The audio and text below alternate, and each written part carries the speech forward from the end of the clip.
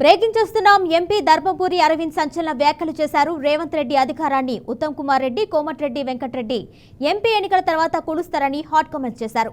గత ప్రభుత్వం 700 కోట్ల రైతు బంధు డబ్బులు ఉంచితే కాంగ్రెస్ మంత్రులు కాజేసి రైతులకు మొండి చేయి చూపిస్తారంటూ ధ్వజమెత్తారు. కాంగ్రెస్ ప్రభుత్వం మాటలు తప్ప చేతలు చేతకాదని ఎంపీ ధర్మపురి అరవింద్ విమర్శించారు. కాంగ్రెస్ ప్రభుత్వం టైంపాస్ రాజకీయాలు చేస్తుందని దుయ్యబట్టారు.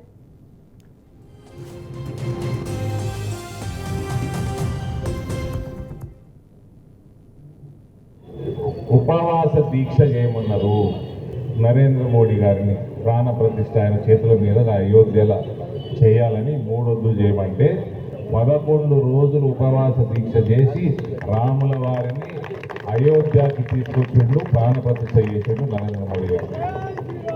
అటువంటి నాయకుడు ఈ గడ్డ మీదకి వచ్చి పసుపు బోర్డు, జాతీయ పసుపు బోర్డు అనౌన్స్ చేసి ఆయన కేబినెట్లో తీర్మానం పాస్ చేసి రాష్ట్రపతి ఉత్తర్వులు కూడా తీసుకొచ్చినాక ఇంకా రాజకీయం చేస్తున్నారు కాంగ్రెస్ వాళ్ళు. ఇలా పసుపు బోర్డు సాధించుకున్నాం. ఏమంటాడు కాంగ్రెస్ వాడు? విస్తీర్ణత తగ్గింది కాబట్టి పసుపు రేటు పెరిగింది. అరే బెవకు, విస్తీర్ణత జాతీయ స్థాయిలో పెరిగింది 1,50,000 ఎకరాలు.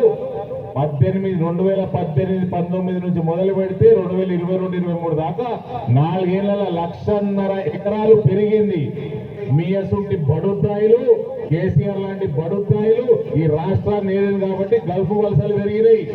మీ అట్లాంటి బడుద్దాయి